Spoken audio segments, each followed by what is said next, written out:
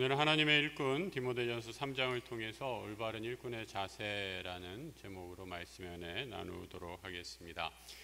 디모데전서 하나님의 일꾼이라는 주제로 전하고 있는데요. 내가 생각하고 있는 교회 일꾼, 또 성경에서 말씀하고 있는 일꾼의 자세를 한번 비교해 보시면서 함께 기도하는 시간으로 삼았으면 좋겠습니다.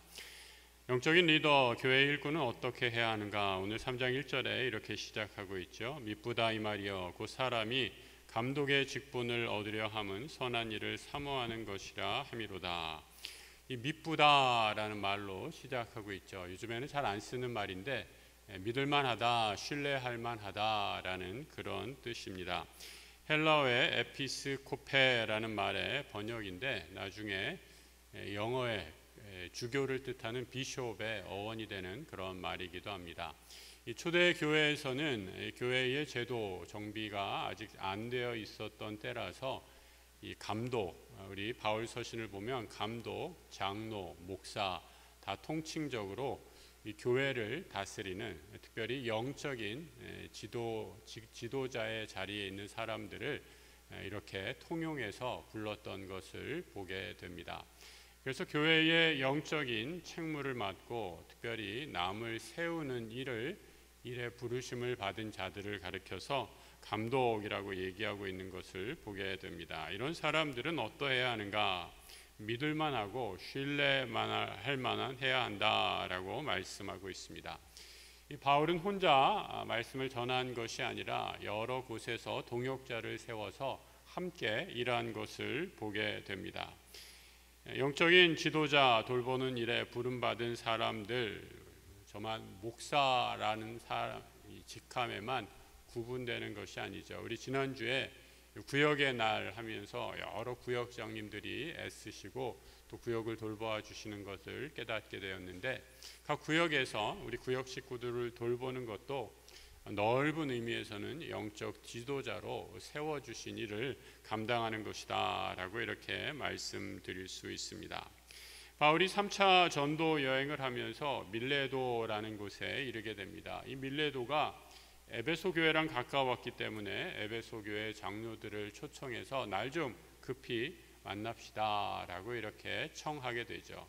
그래서 에베소에 있는 장로들이 급하게 밀레도까지 와서 바울을 만나게 됩니다. 바울이 이 밀레도에서 에베소 장로를 만나 한 마지막 당부의 말이 무엇이었을까? 사도행전 20장 28절에 이렇게 기록해 주고 있습니다. 여러분은 에베소의 장로들을 말하는 거죠. 자기를 위하여 또는 온 양떼를 위하여 삼가라. 성령이 그들 가운데 여러분을 감독자로 삼고 하나님이 자기 피로 사신 교회를 보살피게 하셨다 말씀합니다. 이 장로의 직분, 지도자의 직분을 가진 사람, 특별히 남을 섬기려고 교회 공동체의 부름을 받은 사람은 이 교회, 예수 그리스도의 피로 사신 교회에 부름받은 일꾼이다라는 것을 기억하면서 하나님의 온 양떼를 위해 삼가할 것을 당부하고 있습니다. 신학교도 없었던 시대죠. 또 전문적인 훈련도 받지 못한 시대에 교회의 첫 번째 조건 어떠해야 할까? 바울은 오늘 본문 7절에서 이렇게 말씀해 주고 있습니다. 또한 외인에게도 선한 증거를 얻은 자라야 할지니 비방과 마귀의 올무에 빠질까 염려하라 라고 말씀합니다. 이 외인에게도 선한 증거를 받아야 한다라고 말씀합니다.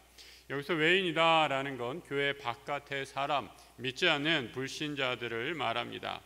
세상에 믿지 않는 사람들에게 칭찬은 고사하고 불신과 손가락질을 받는다면 하나님의 영광을 가리는 것으로 지도자의 자격이 없다 말할 수 있을 것입니다.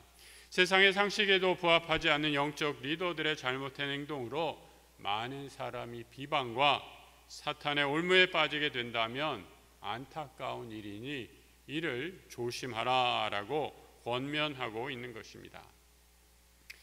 지난 9월에 우리 교단 이름이 정식 명칭이 대한예수교 장로회 통합측이라는 교단의 이름을 지니고 있습니다. 이 통합측 교회의 교세를 23년 작년도 통계를 봤더니 거의 10만 명 가까이 9만 명이 넘는 숫자가 감소했습니다. 교회의 위기 또 교인의 감소 여러 가지가 있겠지만 그 가운데 하나가 교회 지도자들의 일탈이다라고 얘기할 수 있겠습니다. 세상의 지도자들도 안 하는 짓을 더 높은 윤리와 도덕이 요구되는 교회 지도자들이 죄를 범하고 있는 것입니다. 얼마나 안타까운 일인지 모릅니다. 교회가, 영적인 공동체인 교회가 자정 능력을 회복할 수 있도록 우리 한국 교회 성도들이 또 함께 기도하며 이 어두운 시대를 잘 밝힐 수 있는 사명을 감당할 수 있도록 기도해 주시기 부탁드립니다. 디모데 시대에도 이런 안타까운 일들이 있었던 것을 보게 됩니다. 19절 이하의 말씀인데요.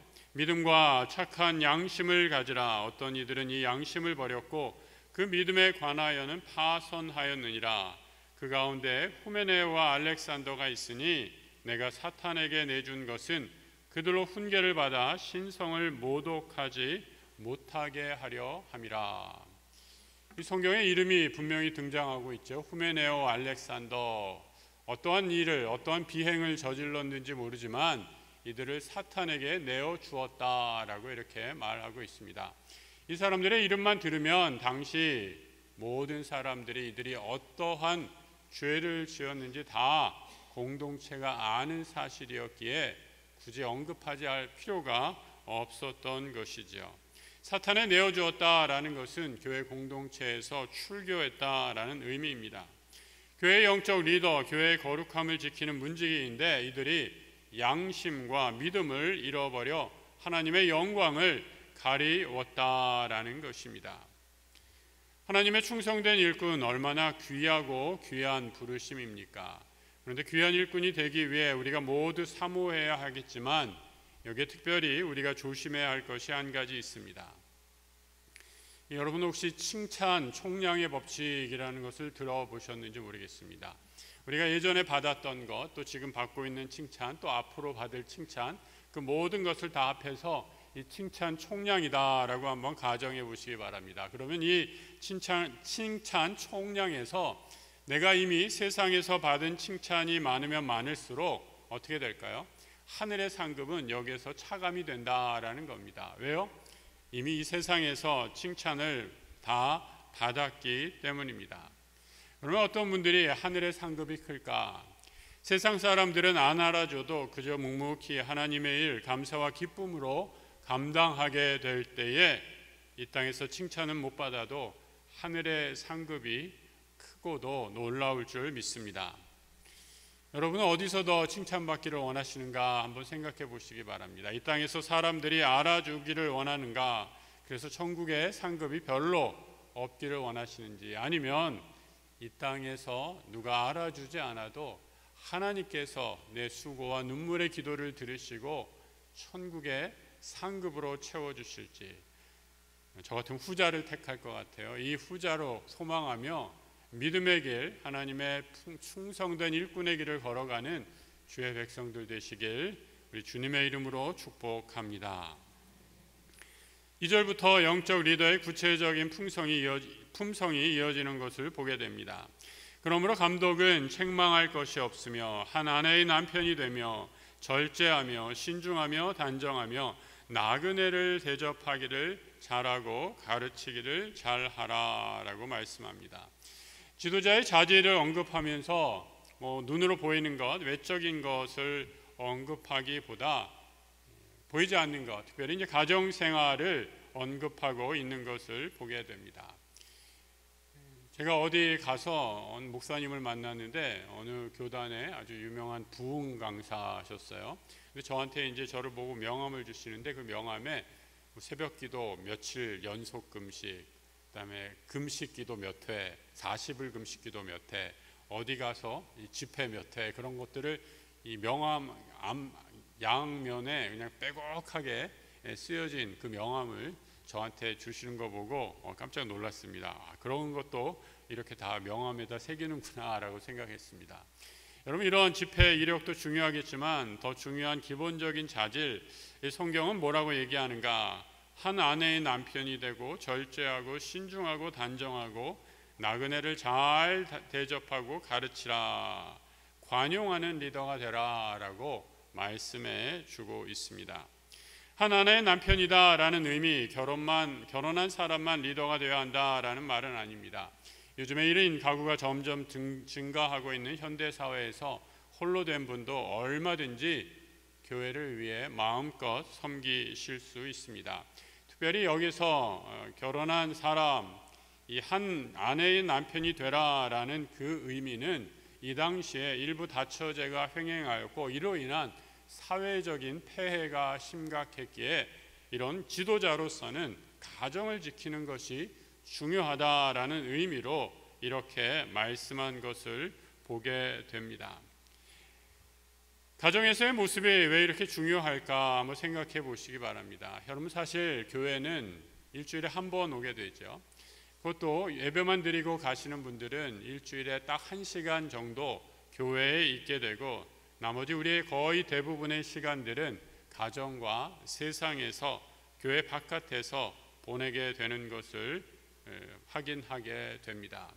그런데 여러분, 교회 밖, 일터 또 가정에서 칭찬받는 사람이어야 교회 안에서도 일꾼이 되기에 합당하다라고 말씀하고 있습니다. 2절에서 리더로서 해야 할 것, 긍정적인 측면을 언급하고 있다면 3절에서는 하지 말아야 할 것이 어떠한 것인지를 얘기해 주고 있습니다. 3장 3절의 말씀 같이 한번 읽어볼까요? 술을 즐기지 아니하며 구타하지 아니하며 오직 관용하며 다투지 아니하며 돈을 사랑하지 아니하며. 술을 즐기지 않는다, 구타하지 않는다, 돈을 사랑하지 않는다 모두 절제와 관련되는 행동 양식입니다. 영적인 지도자는 술로 표현되는 세상의 쾌락에 대해 스스로 절제할 줄 알아야 합니다. 또한 구타하지 않습니다. 화와 분노에 휩싸여 감정을 폭발하거나 폭력을 행사하는 사람, 교회 지도자로 자격이 없습니다. 특별히 폭력을 행사한다라는 것, 여러분, 나보다 힘센 사람에게는 힘을 사용할 수 없죠. 대체로 폭력을 사용하는 대상이 누구입니까? 나보다 힘이 연약한 사람들을 향해 힘을 행사하게 되어 있죠. 나보다 힘이 연약한 사람을 향해 폭력을 행사하는 사람, 교회 지도자의 바른 모습이 아니다라고 말씀해 주고 있습니다. 또 하나, 돈은 일만하게 뿌리이기에 재물도 하나님이 주신 것으로 여겨서 이 재물을 잘 사용할 수 있는 지혜로운 청지기적인 마음을 가진 사람이 교회의 일꾼으로 부르심을 받기에 합당하다라고 말씀하고 있는 것입니다. 저는 말씀을 읽으면서 이것이 어찌 우리 교회 지도자에게만 해당되는 일일까 한번 생각해 보았습니다. 세상의 지도자들도 그대로 적용될 수 있으리라 생각합니다. 오늘 한국 사회의 어려움은 지도자들이 세상의 쾌락과 또 자기 안의 분노, 또 세상의 재물을 제대로 다스리지 못해서 일어나는 불행과 안타까움 아닙니까? 세상을 다스리고 사람을 다스리는 지도자로 서기 위해 먼저 인격을 바로 세워서 지도자의 역할을 감당해야 하는 이유입니다. 거룩한 교회를 위해 부름받은 주의 일꾼이라면 당연히 세상의 쾌락에 대해 절제해야 할 줄 알아야 하고, 화를 다스리며 또 재물에 대해서도 지혜롭게 사용하여서 하나님께 영광을 돌리는 일꾼이 되어야 할 줄로 믿습니다. 우리 6절에서는 또한 지도자 성숙해야 함을 가르쳐주고 있습니다. 6절의 말씀입니다. 새로 입교한 자도 말지니 교만하여져서 마귀를 정죄하는 그 정죄에 빠질까 합니다 라고 말씀합니다. 개척교회를 혹시 이 가운데 섬기셨던 경험이 있으신 분들 계십니까? 우리 개척교회를 섬기게 되면 일손이 부족하다 보니까 교회에 온 지 얼마 안 된 분들도 막 이렇게 세워서 우리 좀 도와주십시오 라고 하면서 이런저런 일을 하게 됩니다. 얼마나 큰 힘이 되고 위로가 되는지 모릅니다. 그런 면에서 초대교회도 어떤 면에서는 개척교회였습니다. 이제 막 시작한 교회였죠. 일손이 얼마나 모자랐겠습니까? 그런데 바울은 디모데에게 아무리 일손이 모자르고 사람이 필요해도 교회의 리더, 감독의 직분, 영혼을 돌보는 사람들은 초신자를 세우면 안 된다라고 권면해 주고 있습니다. 세상을 다스리는 사람에게는 권세가 주어지게 되어 있죠. 권세를 가진 사람이 가라 하면 가고 오라 하면 와야 하는 것이 힘을 가진 권세의 능력입니다. 하지만 교회를 다스리는 일꾼은 군림하거나 자신의 힘을 과시하지 않습니다. 새로 입교한 자를 영적인 리더로 세우지 말라고 하는 이유는 무엇인가? 신앙은 하루아침에 이루어지는 것이 아니라 오랜 시간 훈련과 연단을 통해 성숙해져 가고 점점 다듬어져 가기 때문입니다. 모세는 하나님께 부름을 받고 바로 쓰임받은 것이 아닙니다. 바로의 공주에게 입양되어 40년 동안 애굽의 궁궐에서 훈련을 받았습니다. 40년 훈련의 결과가 어떠했는가? 사도행전에서 이렇게 기록해 주고 있죠. 모세가 애굽 사람의 모든 지혜를 배워 그의 말과 하는 일들이 능하였다라고 말해 줍니다. 여러분 40년 동안 훈련을 받았습니다. 얼마나 긴 세월입니까? 이 정도 훈련 받으면 이게 충분한 거 아닌가라고 생각하고도 남을 만한 그런 긴 세월입니다. 하지만 이는 사람의 생각이지요. 아직 하나님은 모세가 준비가 안 되었다 생각하십니다. 모세는 애굽의 궁궐에서 도망하여 광야에서 다시 40년을 훈련받습니다. 이집트 왕궁에서의 40년이 높아짐의 훈련이었다면 지도자로서 높은 자리에서 어떻게 사람을 다스려야 하는지 이것을 학습한 시간이었다면 광야의 40년은 낮아짐의 훈련입니다. 높은 자리에서 교만하여 사람에게 군림하고 함부로 대하는 것이 아니라 다시 낮아져서 어떻게 하면 사람을 바로 섬길 수 있을지 낮아짐의 훈련이 꼭 필요했던 것이지요. 대부분의 사람들은 높아짐의 훈련은 좋아하는데 낮아짐의 훈련은 별로 좋아하지 않습니다. 고달프고 힘들기 때문이죠. 하지만 이 시간도 꼭 필요합니다. 모세는 광야의 외롭고 긴 고독의 시간, 낮아짐의 시간을 하나님과 대화하며 기도하는 가운데 믿음 가운데 견뎌냈던 것을 보게 됩니다. 벌써 꽤 오래전의 일인 것 같습니다. 여러분 남대문이 화재로 다 전소되었던 것 기억나시나요? 이 남대문을 다시 복원하면서 수령이 500년이 되는 수목을 잘라서 다시 건축을 했습니다. 500년 된 나무를 베고 바로 나무를 잘라서 제목으로 쓴 것이 아니라 나무를 자른 다음에 호수에다가 다 담궈서 물에 담그고 끄집어낸 후에 다시 1년 동안을 말렸습니다. 그늘에서 1년 동안을 충분히 마르고 물에 1년을 담그고 다시 꺼내서 그늘에서 1년을 말렸다라고 하죠. 그래야 나무에 있는 송진이 다 빠져나가서 500년, 1000년 이상 되는 그런 목조 건물로서의 수명이 오래 가는 건축이 완성될 수 있기 때문이었다고 합니다. 여러분 요즘 우리 시대 이 인스턴트 시대를 넘어서 그야말로 초스피드 시대를 살아가고 있지 않습니까? 내가 보낸 문자 상대방이 바로 읽지 않으면 불안해지는 그런 시대를 살아가고 있습니다. 모두가 다 빨리빨리의 노예가 되어서 조금 긴 호흡을 갖고 여유를 갖고 생각하는 삶의 모습을 다 상실한 시대입니다. 광야와 골방에서 기도하며 인내로 훈련하는 시간, 그래서 그 어떤 시간보다도 필요합니다. 준비가 안 되었는데 부름을 받으면 교회도 시험을 받고 부름받은 당사자도 믿음을 잃어버릴 수 있습니다. 서둘러 일꾼이 되기보다 믿음의 깊은 뿌리를 내리는 훈련을 게을리하지 마시기를 권면합니다. 세상에 두 종류의 일꾼이 있다라고 하죠. 대부분의 일꾼들은 어떻게 일합니까? 내가 받은 만큼 일하는 사람입니다. 문제가 생겨서 조금 더 일해달라라고 부탁하면 할 수 없다라고 얘기하죠. 왜 그렇습니까? 계약 기간 요만큼이라고 딱 정해졌기 때문입니다. 세상의 법칙은 이처럼 받은 만큼 일하는 것이지요. 하지만 정반대의 일꾼이 있습니다. 우리 교회에서 꼭 필요한 일꾼이죠. 남의 일을 제 일처럼 하는 분들이십니다. 교회 일이라면, 하나님 일이라면, 예수 그리스도를 위한 일이라면 만사를 다 제쳐놓고 내 일처럼 하시는 분들, 교회에 이런 분들이 많아져야 교회가 든든히 서가고 더 부흥하고 성장할 줄로 믿습니다. 약수교회에 부름받은 모든 일꾼들, 우리 교회 안에서뿐만 아니라 가정에서, 세상에서도 칭찬받는 그런 일꾼이 되기를 축복합니다.